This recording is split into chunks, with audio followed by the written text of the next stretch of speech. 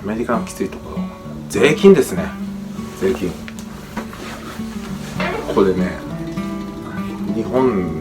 もまあ社会人、私もね会社にやってましたけども、会社がさっぴいてくれるじゃないですか、タックスをね。タックスというか税金で特にやることないと思うんですよね。で、例えば1年間働きました、確定申告って言って、まあちょこちょこってやる。確定申告ほとんどなかったかな、僕の時は。日本でも、会社一本の時は何もしてなかった会社がやってくれたんで、はい。でもこっちって違うんですよ。タックス自分でやらなきゃいけないんですよ、税金。なので嫁のお父さんが結構税管理詳しいんで、はい、それでやってもらったりとかしています。はい、やっぱり収入があると、そういったなんかタックスの件に関しても自分でやったりやらなきゃいけない。これちょっと面倒くさいですよね。はい、これまた州によっても違うんですけども、私の住んでるところは極端に日本人がいないんで、ほぼ日本語は通用しないと思っていただけると嬉しいですね。いい意味ではものすごい英語が上達する。悪い意味では、悪い意味はないかな。英語を勉強したいんだって逆にね、日本語使わない方がいいです。いいので、英語を勉強したい方であれば、やっぱりカリフォルニアとかよりは逆に田舎の方がいいのかなと僕は思います。個人的な意見ですけど。アメリカに住んでるからこそ逆に日本のことでいろいろね、勉強するようになったし、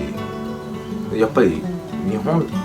どういう国なんだよなって僕も本気で思ってるんで、私去年のハロウィン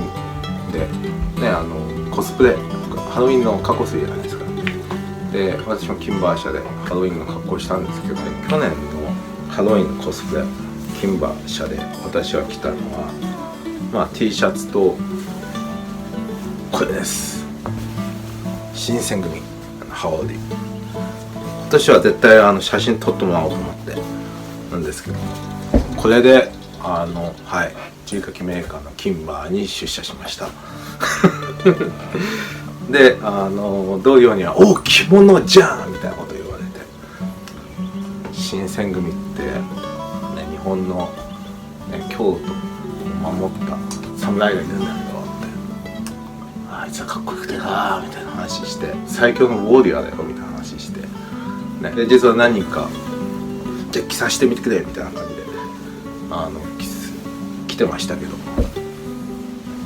今年も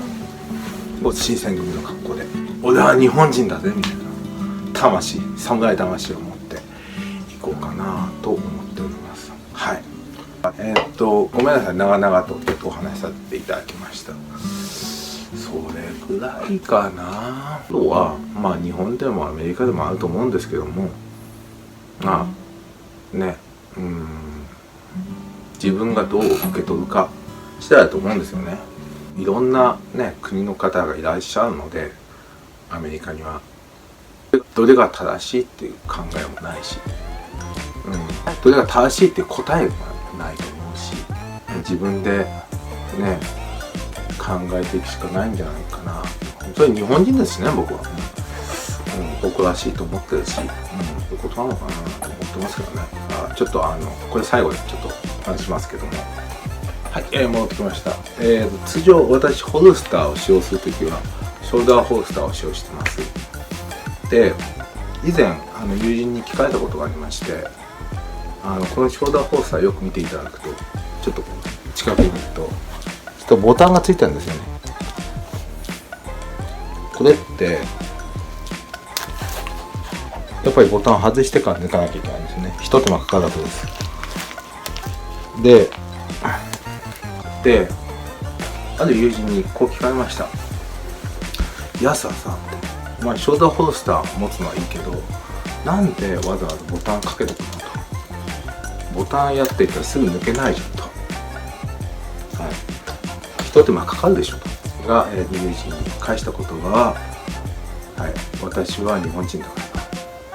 私は日本人だからボタンを押してるんだよと。これは日本人の方だと分かるかなと思うんですけども、侍っていうのはむやみやたらに刀を抜かない。じゃないですか。だから私も少なくても刀はないですけど、もし銃を持った時には抜かないように、できるだけ抜かないようにしていこうかなっていう、考えなんですけどね。侍の方がね、昔の日本の侍からしたらちゃんちゃおかしいなと笑われちゃうかもしれないですけども、そういう話をしたことがあります。日本はどうですか？自分とコロナが落ち着いてきたと私は聞きましたけど、これからまだまだね、いろんなことが起きると思いますけども、世界中でね、お互い頑張ってね、人生楽しんでいきましょう。それではまた、じゃあねー。